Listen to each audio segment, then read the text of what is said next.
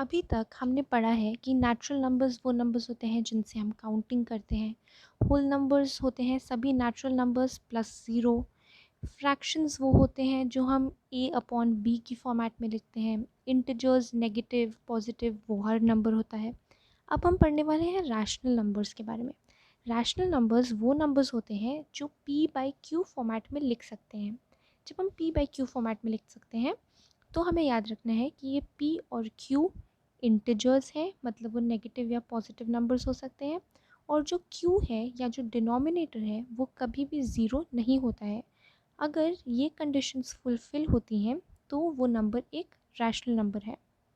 हमको ये याद रखना है कि natural numbers, whole numbers, fractions और इंटीजर्स सभी पी बाई क्यू फॉर्मेट में लिख सकते हैं।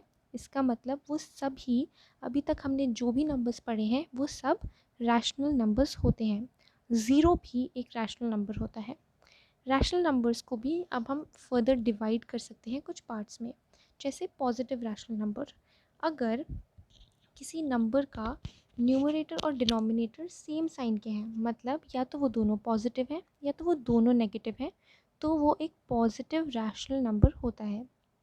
दूसरी ही साइड अगर कोई ऐसा नंबर है जिसका या तो न्यूमरेटर नेगेटिव है या तो डिनोमिनेटर नेगेटिव है, मतलब दोनों नंबर्स में से सिर्फ एक कोई नेगेटिव है और एक पॉजिटिव है, तो वो जो रैशनल नंबर होता है वो हमेशा ही एक नेगेटिव रैशनल नंबर होता है।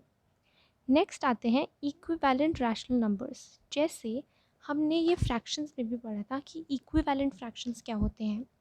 जो फ्रैक्शंस अपनी सिंपलेस्ट फॉर्म में या उनको जब रिड्यूस करें तो जब वो अपनी सिंपलेस्ट फॉर्म में होते हैं, जो वो नंबर्स होते हैं वो होते हैं इक्विवेलेंट फ्रैक्शंस। किसी भी नंबर को अगर हम न्यूमरेटर और डिनोमिनेटर को एक ही नंबर से मल्टीप्लाई कर दें तो उसके इक्विवेलेंट फ्रैक्शंस आते हैं।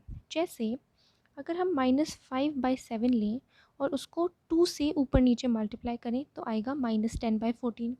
या अगर हम उसे -3 से मल्टीप्लाई करें तो आएगा 15/-21।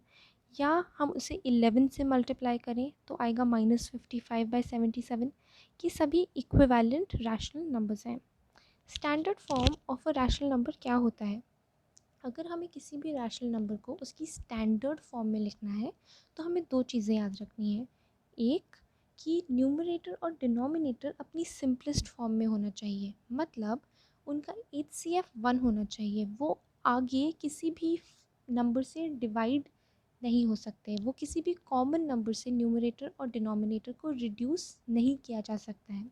सबसे पहले ये याद रखना है। और दूसरी बात ये याद रखनी है कि हमारा जो न्यूमरेटर है, जो डिनोमिनेटर है, वो हमेशा पॉजिटिव हो। न्यूमरेटर का साइन कुछ भी हो सकता है लेकिन डिनोमिनेटर हमेशा पॉजिटिव होना चाहिए किसी भी रैशनल नंबर को उसके स्टैंडर्ड फॉर्म में होने के लिए। जैसे -5/7 उसकी स्टैंडर्ड फॉर्म में है क्योंकि उसका डिनोमिनेटर पॉजिटिव है और उसमें उसका जो HCF है न्यूमरेटर और डिनोमिनेटर का वो है 1।